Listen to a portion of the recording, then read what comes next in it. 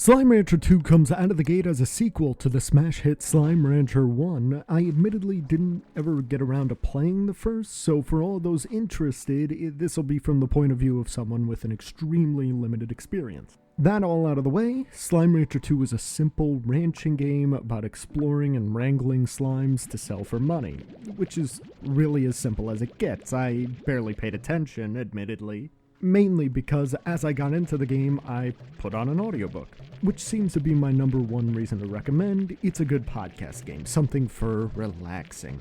You play as Beatrix LeBlue.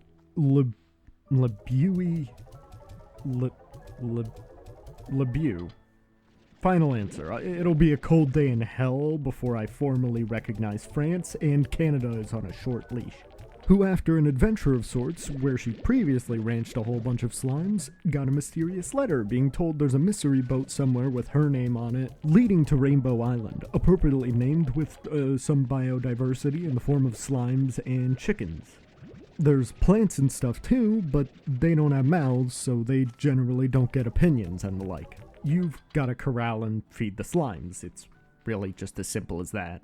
Now, if you just want the money, you can do what you will, create a bunch of Largo slimes like me and just accrue wealth. More joy can also be gained from the game being almost a collectathon for the 100%ers, and give them, their own pens with their favorite foods. You're even able to fully upgrade the character with exploration and all that sorts of stuff, upgrades actually being somewhat useful. Like a jetpack, or being able to run more than 20 steps without having to slow down and stop for a Snickers. It's all very cute. No real problems again if you turn off the tar. It's all very cute, and there are no real problems if you turn off the tar, which I left them on for about an hour or two until a previous spawn became unmanageable and I said screw it. I ended up having to sit in this field and screw around with those tars for like half an hour. I guess for those who are looking for more of an active experience, it's for them, but I'm prepared to say I got a few chapters of Belisarius Cawl, the great work done, and I've successfully put my wallet under risk of malnutrition, considering to buy a model of his and never use it. For a game that also purports itself on being very cute, it's cute.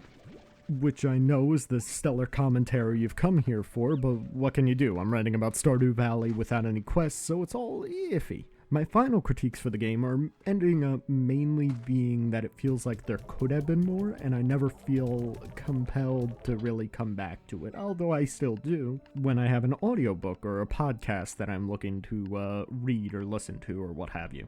That all being said, it's not a game for me. I like cute games. Sure, I also like farming games. Stardew Valley being a game I hold near and dear to my heart, but it's definitely got its market.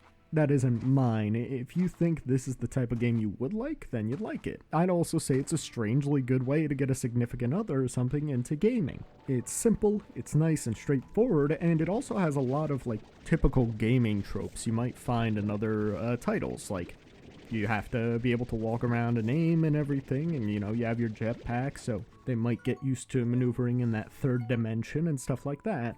All in all, I would recommend it to anyone who's in the market for something to do that's fairly light, goes down easy. Think your power wash simulators, think your Viscera cleanup detail. If you want something that's good for a podcast, or your Elite Dangerous, that might be a good one too. And it's also a great game to get your friends, or what have you, into gaming if they want something light and easy and cute, which all in all, it's always a good thing to get more people into the hobby.